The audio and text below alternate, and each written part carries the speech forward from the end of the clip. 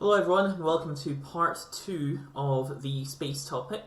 So one of the things that we have to think about is how we're going to travel through space. Now realistically, once we get something up into space, we have to use some form of rocket propulsion to move us. That's how we get a spacecraft up there or a satellite up there in the first place. But unfortunately they're not very good at travelling far through space. Once they're in space, because there's no air, we're in a vacuum, there's very little friction, we want to use something else. Now, whenever we take something up into space, we've got to carry it and lift it up from the Earth, and that takes a lot of energy and a lot of fuel to do. So it's not very helpful. We can take a gas tank up and release a small amount of gas, but that gas needs to get lifted up, as does the metal tank that contains it. And that tank has to be thicker than it is down here because, well, in space it could end up blowing up outwards because of the lack of pressure from the outside, from the air, or from the lack of air. And that's something which you should be able to think about because you've already done the gas laws topic. If we want to travel a long way through space, there are really only two ways that we can do this. The more common one is what we call the gravity assist. The gravity assist is where we use a planet or a star and we take an object in close to it and use a small amount of thrust to speed up and use the turn of that planet or the turn of that star to help us speed up. The other one I want to talk about is something called the ion drive. Now, the ion drive was completely made up. It originally appeared in 1977 in Star Wars, so it was completely from science fiction, and it comes from the TIE Fighter. TIE stands for Twin Ion Engine, TIE Fighter. Thing was, it wasn't quite as ridiculous as everyone thought at the time, because after getting the idea of using these hot ions, a stream of ions going out into space behind you, some scientists had a look at it and thought, you know what? That might work. They developed an ion drive on the International Space Station and tested it on the International Space Station. And now there is a spacecraft that uses an ion engine. In fact, it's not even a twin ion engine, it's a 3 ion engines on the spacecraft called Dawn, which is exploring the asteroid belt and learning all about the different objects that make up the asteroid belt. And while it doesn't move in the same way as the TIE Fighters and TIE Interceptors and all those things move in Star Wars, it doesn't have anywhere near that level of maneuverability. The crux of the idea of using hot ions came from science fiction, which, as a geek I find pretty cool. Now, let's go back to the other one, a flyby.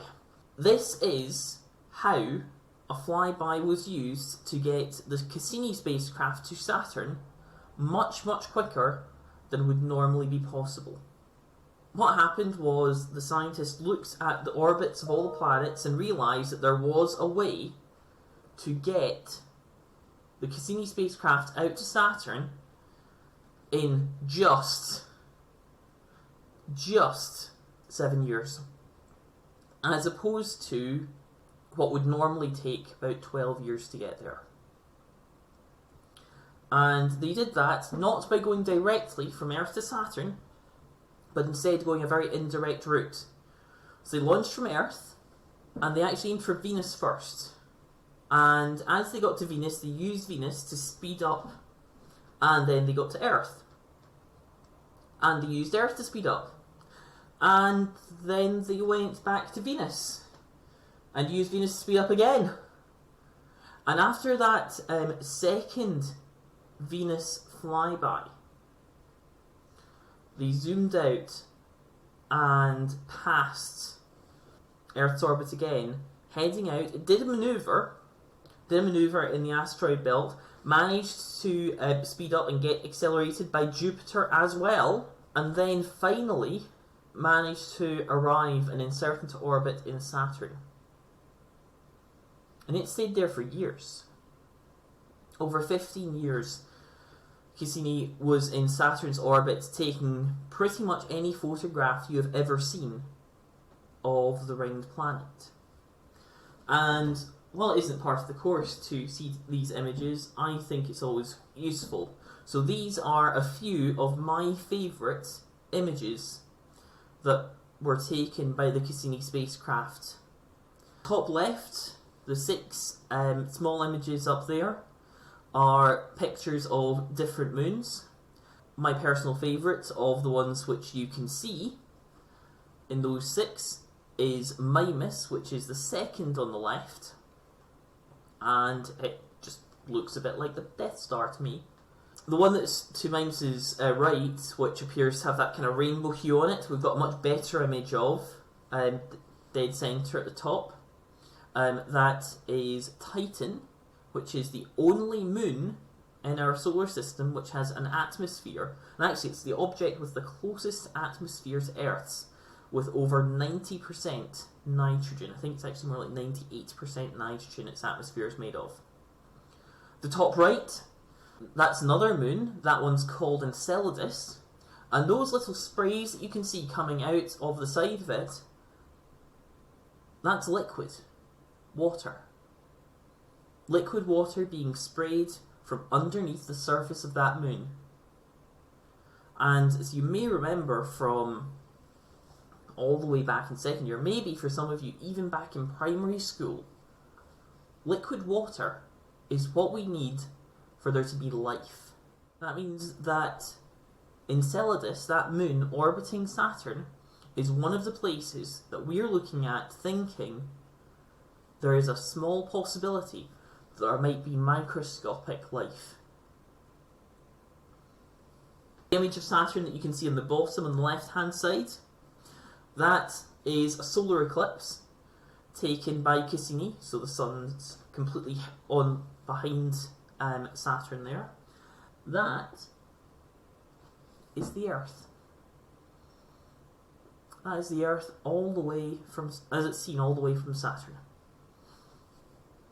And then on the bottom right, we have this magnificent storm that's at the North Pole of Saturn. It's actually in the eye of the oddest shaped storm we think we've ever found, because the storm at the North Pole of Saturn is a hexagon shaped. And we're not entirely sure how that works, but it's been a hexagon for quite a long time. Some other cool things about Saturn, it is the least dense planet in our solar system. It's so light for its size, if you could find a bath big enough and fill it with water, and you put Saturn in it, Saturn would float. Also, to give you an idea of the rings, if you were to shrink Saturn down to be the size of a basketball, and then used paper for the rings, yeah, the paper would be 10,000 times too thick. And just as a final one about the rings, we're not entirely sure how the rings were made. There's a lot of suspicion and speculation. The idea which has the most traction right now is that that is what happened to one of the former moons of Saturn, that eventually a moon got too close to Saturn, its orbit became unstable, it got too close, and the ring got ripped apart by the tides of Saturn and formed those rings. And because of what we can see happening to one of Mars's moons right now, which appears to be getting too close to it and appears to be starting to show extra stress, we think that backs up our theory. Also, it suggests that Mars might join all the gas giants at some point in the future as having a natural set of rings. When we are in space, you can use rockets, thrusters to shift around, and basically if you expel gas, push out gas from one part of a spacecraft, the spacecraft moves in the opposite direction, and that just comes from Newton's third law. Newton's laws were obviously part of the S3 course. I hope you still remember them. We will be recapping them again later on in the dynamics topic in much, much more detail. But for now, what you can see is that if we were to apply this to apply force to our spacecraft, it can go along and it can dock with our International Space Station. Something about the space station itself, the International Space Station is incredible. It cost over $150 billion to build. There were 16 different countries were involved in the building it, including the UK, the US, Canada, Japan, and loads of members of the European Space Agency. And it's enormous. It's about the same size as an international football pitch. And the solar panels that you might have seen on that model of the space station there, those solar panels are 6 square kilometres worth of them. So they collect a huge amount of energy from the sun, which is better than the alternative, because the only other way that we could power a space station in space would be to use a nuclear reactor. We've not used them in a while. Yes, there was one spacecraft which used them. No, it's not. Or sorry, space station which used them. No, it's not being used anymore. Now, going in space has a bit of a history about it. It's a wee bit unfortunate. We use a lot of animals, and the spoiler alert here is that animals do not do well in space. Humans have an incredibly high survival rate going into space. Animals have an almost similarly low survival rate going into space. So almost none of the animals I'm going to mention here, in fact none of the ones I'm going to mention at the start, survived. We're a bit better with it now, but if they go up there now, they spend their lives up in space, and they will die in space. So the first animal to go into space, what do you think? Well, there's a few options which some people go for. Some people might go for a monkey, which is a good guess, but it's not a monkey that was the first thing up in space. A lot of people have heard about a dog going into space, and quite a lot of dogs have gone into space, but it's not a dog either. The first animal to go into space was a fruit fly. It was a complete accident, it just flew inside one of the early spacecraft. It did not survive long. That's not really much of a surprise. The next animal, and the first one deliberately sent into space, was a dog. And this was a lovely dog, one of 3, called Laika. And Laika survived for about 2 hours after being launched. Unfortunately, after 2 hours, will have overheated. It wasn't conscious for that part, but it definitely did die before the spacecraft burned up and landed. Moving on to the slightly less depressing parts of the early space exploration, we've got Yuri Gagarin, who's the first human to go into space. He went into space in 1961. Now, my dad was born in 1960. That means that my dad has been alive for the entirety of human exploration of space. So anyone that you know who was born 1960 or before, that could be a fair number of grandparents out there, all of them have been alive for the entire time that humans have gone into space. We've got Alan Shepard here, who, unfortunately, both these men haven't survived to this point. And he was the first American in space. He was meant to go first, but it got pushed back by about a year.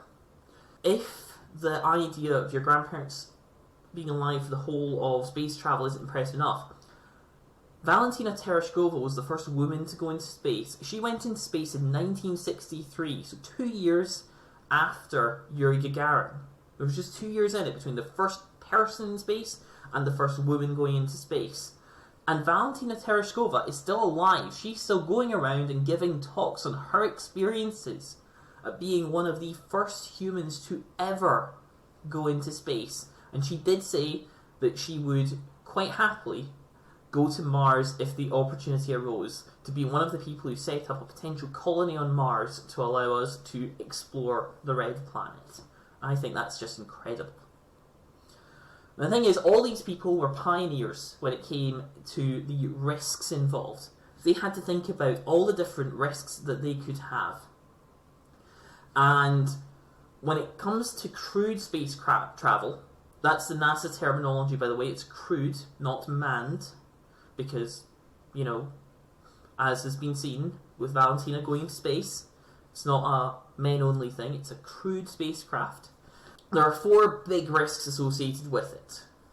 So, when you launch your spacecraft, when you're exposed to radiation in space, withstanding the pressure difference, and re-entering back into our atmosphere. And at 2 of those stages, unfortunately, there have been situations where people have lost their lives. We have the situation where the Challenger spacecraft exploded 73 seconds after liftoff in 1986. Slight defect in the engine caused the space shuttle to detonate, and the Columbia exploded on re-entry. Fortunately, exposure to radiation hasn't been a major one, but it is a risk. Solar flares, cosmic rays, they can all cause problems, but we can keep an eye on them. We use telescopes to try and make sure that astronauts are kept safe. Again, we can't withstand big pressure differences between what's happening in space and what's happening in the pressurized environment on the space station or on the spacecraft that we send up there. And as I said, there was the unfortunate disaster with the Columbia where it burned up on re-entry. Now, that disaster came about as a result of almost the mismanufacture of one of the components. The space shuttle tiles are incredible. They're some of the most advanced scientific things ever made. I mean, I understand, I can explain how they work very simply, in that basically the space shuttle tiles just absorb heat and then only emit it from very particular parts in one direction, so that it protects the people inside. That's the description. It makes sense. But the actual science of making it and designing something that can do that, there have only ever been about 3 or 4 people in the world who have genuinely understood the science of how a space shuttle tile works. And that's the problem. What ended up happening was one of the tiles came slightly loose, and when it properly came loose, it went through the entire space shuttle and cut through it like butter. So the dissipation method, as a way of protecting astronauts during re-entry, has been folded in, and instead we've gone for something called ablation, which is honestly a far simpler method, which is there is stuff on the outside of the space shuttle that is designed to heat up, melt, and fall off. That's how it protects itself. And that is what is used by the Soyuz spacecraft, which, roughly speaking, has been in continuous service for about 40 years. There have been updates to the design over that point in time, but the overall design principles have remained the same.